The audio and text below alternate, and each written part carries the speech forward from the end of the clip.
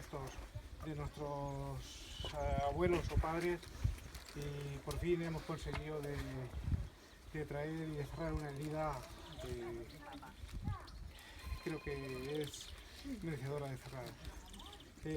Si puedo, porque me emociono bastante, voy a leer un texto que hemos escrito de las cosas que nos han contado Ernesto Sempere y personas que han estado presas allí en la cárcel de Valdenoceda, lo que han penado allí en esa cárcel hasta que algunos salieron y otros se quedaron allí con sus restos.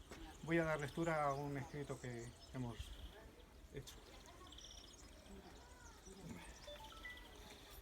Queridos amigos y familiares de Juan Pedro Aliaga, aquel luminoso 14 de abril de 1931 vio a España convertirse en una república. No fue un regalo de nadie, ni un golpe de suerte. Fue la culminación de un largo proceso en el que se empeñaron las fuerzas democráticas de la nación para cambiar la España profundamente injusta que vieron nuestros abuelos. Los hombres y mujeres, y las mujeres que trabajaban en aquellos años, estos campos vivían como si todo el proceso y adelanto de la humanidad no les alcanzara nunca, porque vivían como los esclavos que hace 2000 años trabajaban para los romanos, o como hace 1000 años trabajaban para los árabes, las mismas chozas, la misma miseria, la misma hambre. El tiempo cambiaba muchas cosas, pero no cambiaba las más importantes.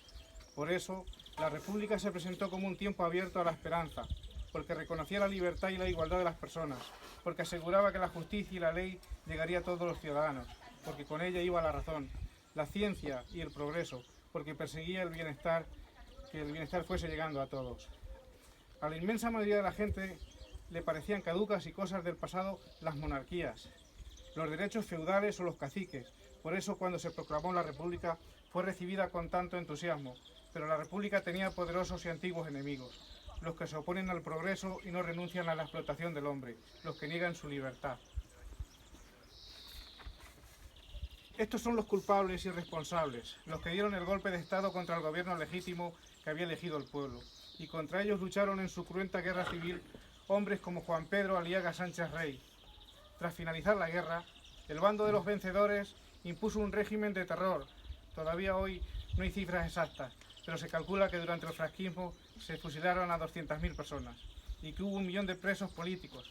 Sin embargo, los hombres y mujeres que fueron fusilados, torturados o encarcelados no cometieron ningún delito, solo defendieron a su país, a su gente, su libertad, y fue su sangre la que derramada impunemente por el régimen franquista. Y no solo eso, además humillaron y aterrorizaron a las madres, a las esposas, a los hijos. Sus fusiles dispararon a las ideas, sus cárceles sepultaban las palabras.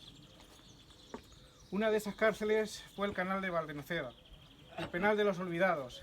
El penal de Valdenoceda albergó durante 7 años, desde 1938 a 1945, a más de 3.000 presos republicanos que malvivieron en condiciones infrahumanas, en una antigua fábrica de sedas que el régimen franquista transformó en una de las cárceles más cruentas de toda España. Bajo los muros de este inmueble caminaron, durmieron, penaron y soñaron presos llegados de muchos rincones del país, pero sobre todo de Andalucía, Extremadura y Castilla-La Mancha. Allí estuvieron presos, entre otros, mi abuelo, Amancio Sánchez Martínez, y Juan Pedro Aliaga Sánchez Rey.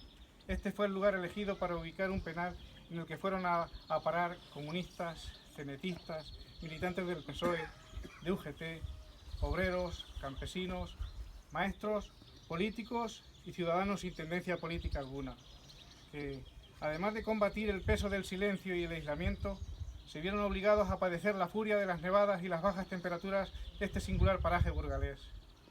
Muchos de ellos eran considerados como peligrosos para el régimen, de ahí que quienes decidieron la ubicación del penal se preocupasen por intentar tapar las prácticas que se llevaban a cabo tapias adentro. Algunos de ellos pudieron salir, otros se quedaron para siempre en la cárcel, dejaron sus sueños de juventud y sus ganas de vivir que ya nunca volverían a recuperar. Los que pudieron salir, salieron mudos, sin recuerdos. El sufrimiento fue inmenso.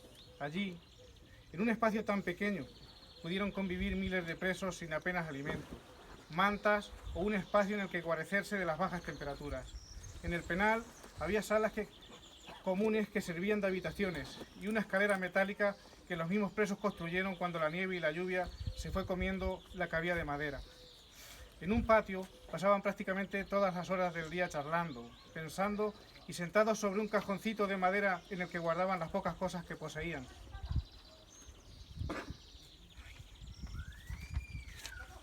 Y que les permitía sentarse en el suelo del patio sin necesidad de tener que hacerlo en el suelo.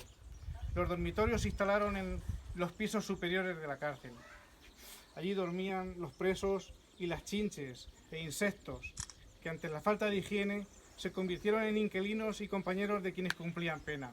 En las columnas de madera todavía pueden verse las marcas de las puntas que los presos colocaron para colgar sus ropas, sus petates y esconder, en muchos casos, la escasa correspondencia que les llegaban de sus familias. También existía una zona dedicada a la enfermería y un comedor, así como una posible zona de baños o aseos, en los que de vez en cuando dejarían ir a los presos. Pero lo que hizo que Valdenoceda fuese considerado como uno de los penales más cruentos fueron sus temidas celdas de castigo, que se hallaban en la parte baja o sótano de la antigua fábrica de sedas, la zona más temida por los reclusos y en la que muchos de ellos perdieron la vida.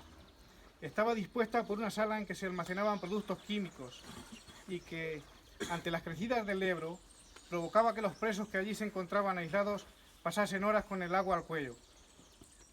Al miedo de tal práctica hay que sumarle que el agua estaba helada y en muchos ocasiones pudo llegar a congelarles las partes de su cuerpo y provocarles la muerte.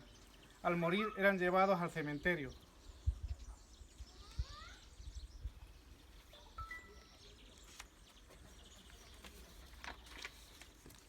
El cementerio de Valdenoceda tiene dos puertas, la oficial y una segunda por la que entraron los cuerpos de los rojos y por la que muchos vecinos se negaron durante décadas a acceder al Campo Santo. Alrededor de 154 presos perdieron la vida a consecuencia de la desnutrición, las infecciones o el frío. Muchos de ellos murieron de tuberculosis y sus enterradores se molestaron en cavar fosas de casi 2 metros de longitud para evitar un posible contagio con los vivos. Trasladados por sus propios compañeros, a cuestas y muchas veces sin ánimo ni fuerza para cargar con el cuerpo de su compañero muerto, los reclusos que perdieron la vida fueron enterrados en el cementerio municipal, alejados de sus familias, que, en muchos casos, nunca supieron que fue de ellos. Una lápida recuerda las vidas que se perdieron en el penal. Hoy, por fin, Juan Pedro Aliaga Sánchez Rey recibe justicia. Hoy recupera una dignidad que no perdió, pero que intentaron arrebatarle. Ha sido gracias al tesón de su familia, que siempre mantuvo viva su memoria. Juan Pedro Aliaga murió de hambre en Valdenoceda el 18 de mayo de 1941 y hoy, 75 años después, puede, por fin, descansar en paz. En su tierra natal, hoy, por fin, se cierra una herida que ha durado 75 años. Su hija, lamentablemente, ha fallecido con la esperanza intacta de poder recuperar a su padre. Su otra hija nos acompaña. Hoy, esa esperanza, ese sueño, se hace realidad.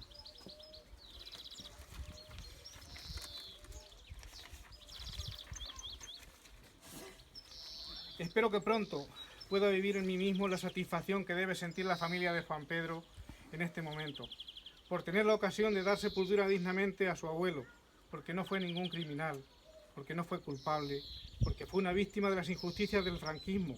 Hoy, Juan Pedro Aliaga Sánchez Rey recibe justicia y dignidad. Juan Pedro Aliaga Sánchez Rey, descanse en paz. Descanse en paz. En paz.